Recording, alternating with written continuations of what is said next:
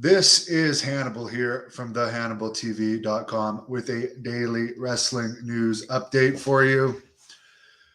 There's a lot of news to get into today. First of all, Raw last night did a 0.44 rating. And by the way, I did do an interview with UFC founder Art Davie earlier today. I put the link to that in the description of this video.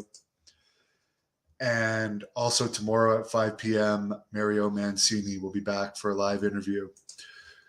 Apparently, Jake Paul revealed during a recent interview that Logan Paul's injury at Crown Jewel was not as bad as they first thought. Apparently, there's no ACL tear. It's just an MCL and meniscus, which is easier to recover from, and he's rehabbing it in LA at the moment. Randy Orton apparently is in Birmingham, Alabama, where WWE wrestlers have all their procedures done, and he's had back problems for a while, so the rumor is he's probably there getting surgery. Stephanie McMahon tweeted out last night that it was an all-female photography crew at Raw last night. I wonder how much heat a man would get these days if they said our crew was all men, no females. We'd all be labeled as sexist. Apparently, for the new NWA World Champion, Tyrus, he posted something on Twitter calling the people that are against him, quote, woke hater trolls, end quote. Of course, Nick Aldis has been bashing the NWA recently, even though apparently they're still paying him, even though they're not using him, despite him disparaging the company, and he still has a couple months left on his contract. He's still bashing them. But the fact of the matter is, apparently he was a pain in the ass to deal with backstage, and he was the highest paid NWA wrestler for years. And I actually did some research into the NWA. Keep in mind, Billy Corgan is basically funding this himself. It's his money. So it's funny that Nick Aldis, if he thinks NWA should be different, you take your money that you've made and you do something. Because I actually researched this, and the NWA YouTube channel only makes between 140 and 2,200 a month. And this is from Social Blade. I mean, this is fairly accurate. So the maximum amount NWA's YouTube channel is making a year is $26,000, which I doubt even would amount to Nick Aldis's pay. And keep in mind, they're not on TV. And I tried to figure out how much they might have in pay-per-view buys. And the only thing I could find from about how many they have for pay-per-view buys is something from 2021 when they were actually a bit more popular, because they have gone down in popularity with AEW coming in the last few years, and so much more to compete with. But apparently in 2021, their pay-per-views were getting less than 500 buys. So keep in mind, the pay-per-view company can sometimes take up to 30% of that revenue. And then you got to pay for the lighting, insurance, rental. There's so much, the flights, the hotels. So Billy Corgan is going in, this is a tax write-off for him. I mean, it's not like Nick Aldis was making him any money if in 2021 they were getting less than 500 pay-per-view buys. At least Tyrus is on Fox News and is better known. And I actually did watch the latest NWA episode. I skimmed through it. I can just tell you guys I'm not a wrestling fan anymore. So I'm not going to critique the product, because it's not fair, because I've just kind of lost interest in wrestling other than the business side I'm still interested in. But I did like that all of his wrestlers looked like men. I mean, they look like real men that you wouldn't want to necessarily mess with, which is something AEW doesn't have, for instance. So as far as do I like the NWA product more than AEW, from just skimming through both, I did find the NWA product more entertaining. But I think Nick Aldis. First of all, Billy Corgan, stop paying this guy if he's going to keep insulting you. Cut him off. You've done enough for him. And why would anyone else ever hire Nick Aldis? I'm sure Tony Khan might, because he's used to be a mark for the NWA, but for whatever reason, NWA doesn't really work with AEW anymore. So I'm sure all this will be probably used in AEW. But with him still being under contract and NWA giving him the biggest push of his career, and now he's bashing the company, why would anyone else want to hire him? Because he's just showing that he's going to bash the company after he's released. And I think Billy Corgan has gone above and beyond what that guy should have had. His biggest feud was with Cody Rhodes, which was years ago. The only other match I can remember of him is when Murdoch beat him for the title. And yeah, as much as I like Murdoch, I've said it before, he wasn't the greatest guy to be put as champion, because he's been out of WWE for 15 years around. And it's not like he was making waves on the independent scene. So at least Tyrus, he's on Fox News. I don't know who else they could use that's really a free agent right now or that they have under contract that would help give NWA publicity. So you guys know I'm biased. I've said good and bad things, but my honest to God opinion is, look at this. The most Billy Corgan is making from YouTube is $26,000 a year. And how many pay-per-views is he doing at 500 buys? I don't know how much he's charging for those. I doubt much more than $20. And when he's probably not getting $20 back. So it's a tax write-off for him. He's a multi-millionaire. And in other news, the Dynamite Kid's nephews, I guess, have signed with MLW, which we've heard what those contracts are. Those are basically really shitty contracts for a lot of them. I don't know if it's the same deal with them, but I know MLW only puts on shows every 3 or 4 months now. But for instance, from what I understand, like the Von Erichs are signed and they're not being used, but they can't go anywhere else. And I don't know if they're getting paid when they wrestle or not. I know some people like Harry Smith were stuck under contract with MLW and couldn't go to WWE, but weren't getting paid by MLW. So they don't seem to be very good contracts. Selena De La Renta had something similar. They actually tried to block her from appearing in SWE Fury when she was managing Blood Hunter, even though they weren't paying her. So that's what she basically said. She said, they can sue me if they want. It's not going to hold up in court because they're not paying me. You can't deny people work.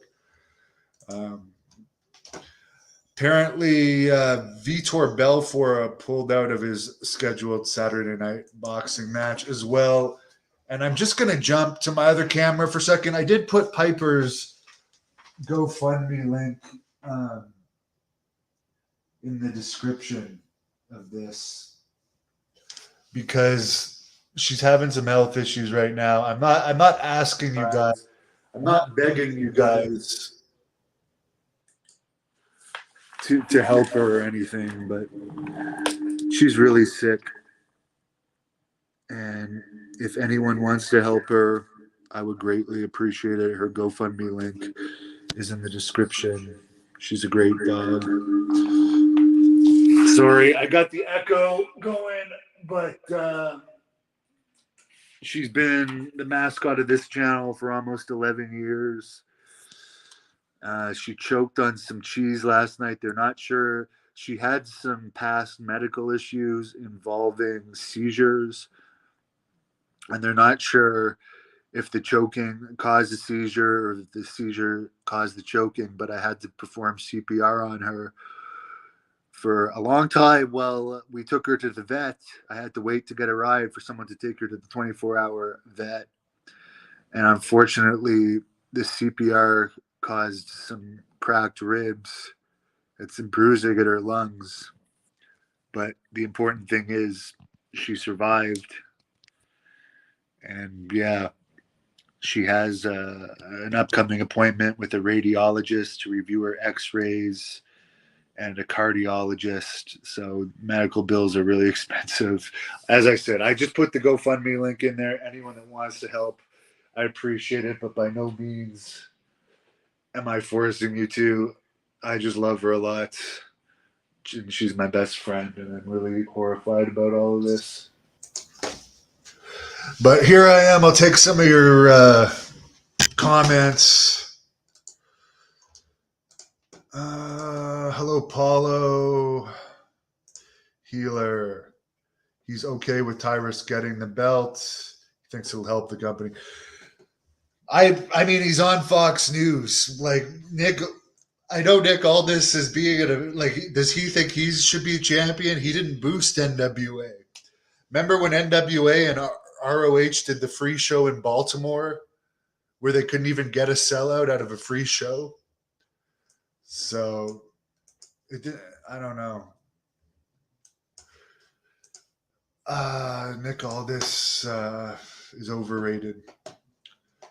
No Gimmicks Guy says the Bruiser is going to appear on this Sunday's Great North Wrestling podcast at 8 p.m. and they will be taking fan questions.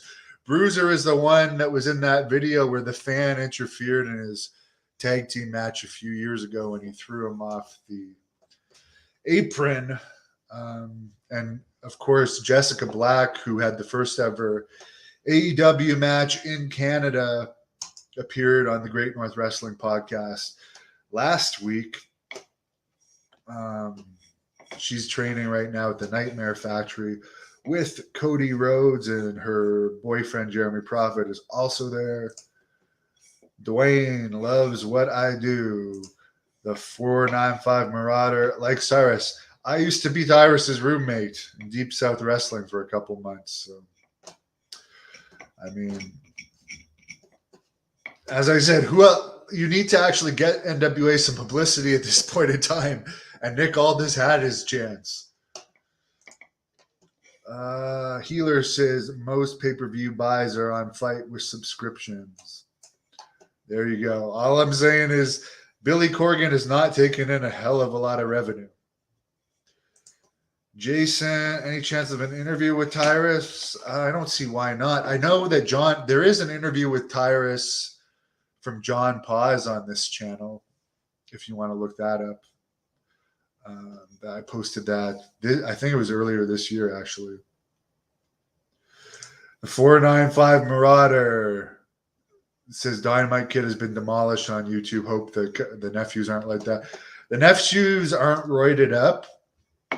They're really small and skinny. They look like Dynamite Kid looked like when he first came to Stampede before all the steroids.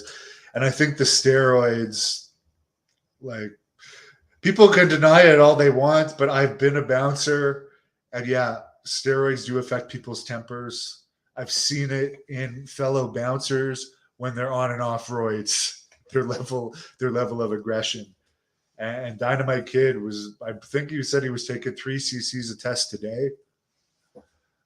Whatever weight he was, I don't know, what was he, 5'9"? I mean, that's one of the reasons why he was aggressive, but also he seemed to have been a fighter since he was a kid by reading his book. But I don't think, I'll be honest, they just look like skinny little kids. I don't think they're going to bring MLW to the next level. And they were on that Calgary show that Nick Aldis was also on at the Pavilion, which was Bret Hart's show, the big Bret Hart Pavilion show that drew less than 400 people, supposedly. Jason wishes Piper a recovery. Thank you, Jason. Any prayers for Piper, anything would be appreciated. I really love her. I never had a kid, so she is my kid. Mikey, CM Punk will not be going back to AEW from the looks of it. They're just trying to negotiate a buyout. People, they don't want him in the locker room. Chris Jericho, I recently did a review of Jericho on the Howie Mandel show, where Jericho himself said sometimes people have to leave. because they don't mix well with the locker room when referring to CM Punk. And I've said it before, although his first appearance at the United Center had a good crowd because all of his fans that hadn't seen him wrestle for years and years came. The next time they went to Chicago, I'm pretty sure at the Winter Trust Arena had like 2,600 or so. So his he quickly stopped boosting ratings and stuff. Just like, remember when he was on that After SmackDown WWE show on Fox? Initially, it had a good rating, then it just went down. But anyways, I really don't care. He was a high-paid UFC jobber. He said, like, with all of his bonuses and stuff, he got over $1 million each time. So I'd take $1 million to take a beating. But the only thing I didn't understand about him, he was trained by the very best for years and years. You'd think he would have done a bit better. If I could afford to do nothing but train with like the top UFC trainers for years and years, I mean, I think I would have done a bit better. I don't think Impact could afford CM Punk.